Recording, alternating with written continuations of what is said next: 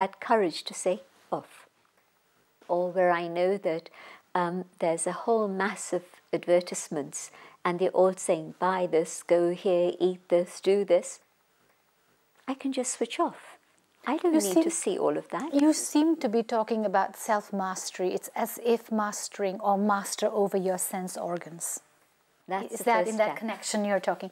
Now, if that were to begin in the process of Raj Yoga meditation, if that was to begin, that art of self-mastery is coming in, which of the sense organs would be the first one that would change? Is it that my ears now will not pick up gossip?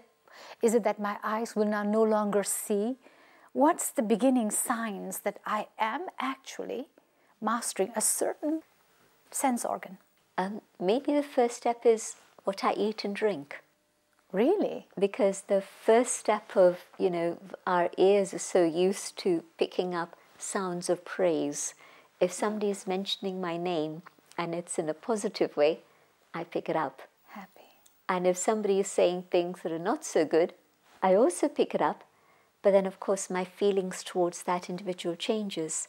I'm not able to maintain stability and calmness within myself and see them with that respect. My attitude changes dramatically. Yeah. And so what I'm hearing is very subtle.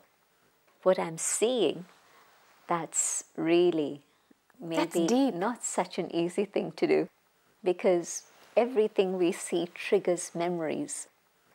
It triggers images, and it's maybe a long way to go. But what I eat, what I drink, that's not such a difficult thing, in the sense that, a doctor tells you, you mustn't eat this anymore. It's dangerous for your health. There was a person I knew who was told the only two things you can eat are bread and bananas. He had cancer of the colon, and at that time, this is like 20 years ago, and maybe there's new treatments available.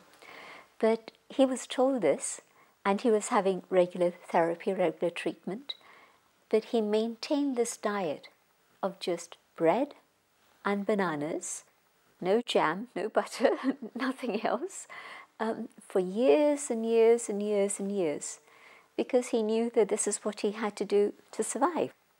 And so when I know that there's something that's going to be benefiting me in terms of bringing calmness and stability to my mind, it's not such a difficult thing to give up other things that are going to create a disturbance.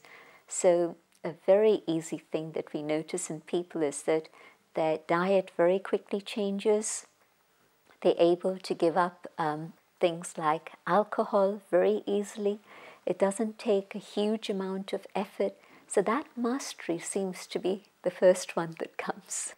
I want to go back to the idea of God, which is one of my favorite topics. From this conversation and this dialogue for the past few sessions that I've had with you, you can't help but turn and understand that it is no longer important or necessary to fear God, that it's not just God-fearing, you become God-loving. A very, very important difference. In certain traditions, there's an image of God, punitive. Which is, that's right, an angry God, a God that's punitive. The wrath of gods, yeah. That's right. And I don't see God in that way at all, because the other side is the image that we've had of God as one with unconditional love.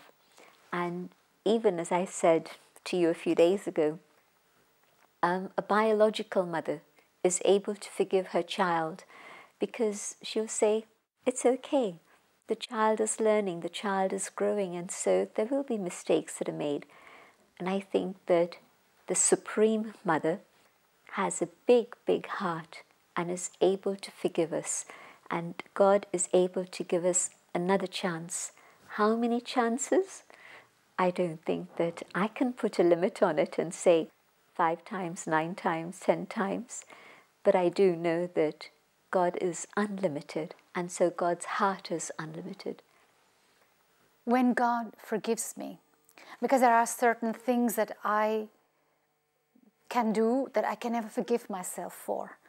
And then you turn to this divine creator, God, and ask for his forgiveness. When he forgives me, I somehow feel lighter and able to let go and better and actually become a better person myself. Just this healing, I find it very healing to know that he can forgive, and I feel that forgiveness. And it is that forgiveness, non-judgmental part of God as that loving being that allows me to move forward. You're absolutely right. God forgives me so that then I can take a step forward and move ahead. If God were to hold my sins, my mistakes against me, this is the part that you hold on yourself. This is my block. Yes. This is my block. God can forgive and forget, yes. But can I forgive and forget? That's a good question. And so I also have to be able to accept God's love and forgiveness and say, I'm ready to change. I'm ready to move on. And when I can feel God forgiving me, then I can say, there's a next step. There's a future ahead. Now what's the next chapter? It's wonderful to know about these ideas of this loving Father. One last aspect. There are many people who are very comfortable without the need to know God. They are quite a philanthropist themselves. They do good, they believe in charitable acts, and they seem to be very comfortable knowing that the reward of their future births or future life very much depend on this, and this is why they do them. So they don't need to fit God into their daily life. Is that all right? I really feel that every soul is individual, and every soul has to come to its own highest level. And if here's a soul who says, I don't need God in my life, I have to be able to respect them. And if, as you say, they are doing good, well, that's wonderful. Let me be able to appreciate that. Yes, I also see that they're not perfect, because although there is goodness in them, there are also other factors that I would feel need to be transformed. Yes. But it's okay, because if they're comfortable with their particular concept of life, their cosmology, then I need to be able to respect them and not say they should or they should not. I have absolutely no authority to pass judgment on them. And I really say this from my heart, because I've had to work at this, because within my own family circle, there are some people who give their time and energy out of the goodness of their heart to help other people. And they feel that that's more important than sitting and meditating. And I've had to accept that this is where they're at and be able to respect them for that. And so, yes, it's a lesson I've learned very deeply, that it's okay, it's fine. I don't need to pass judgment on anyone. That is really beautiful and comforting, to allow and accept people to believe what they need to believe to become a better person at the end of the day. Sister Jayanti, I would like to invite you to explore into the deeper relationships with God, if you could do us some guided meditation. Sitting quietly, I take the time to connect with myself, coming to that point of peace that I am. And in this natural state of peace, I can feel the sacred presence of the divine. I connect with the source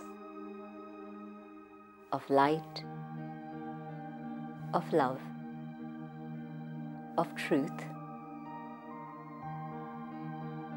and a memory stirs within me.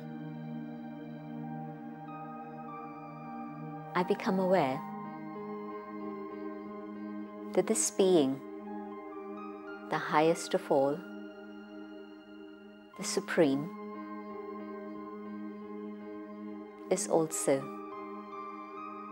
my nearest and my dearest, my eternal parent.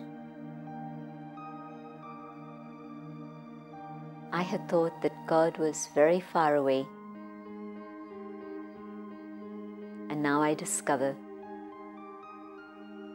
that God is so near and so easy to access. I now know how elevated I truly am. I have been created in the image of my Supreme Mother and Father, just as my mother has a heart that's able to forgive me and forget my past and just simply love me and help me move forward. My mother cleans my heart and allows it to grow so that it can be open and big and generous, so that I too can respect each one.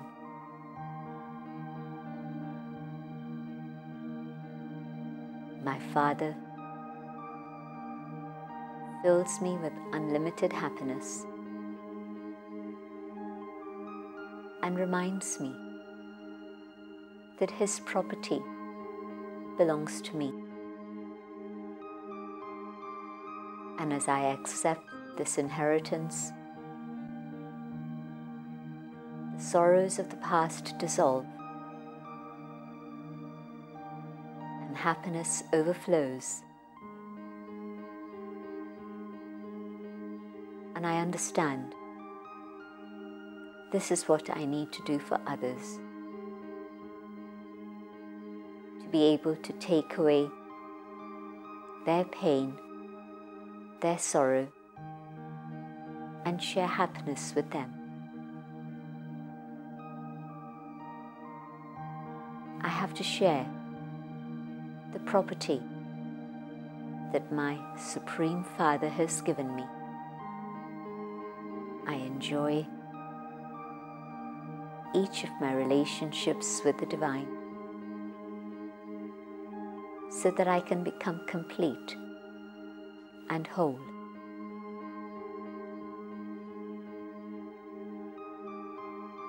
And having been healed and made whole, my thoughts return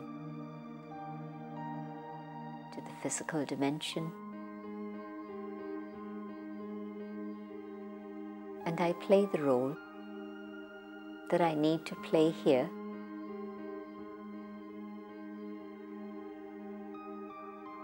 that I keep this connection with the Supreme.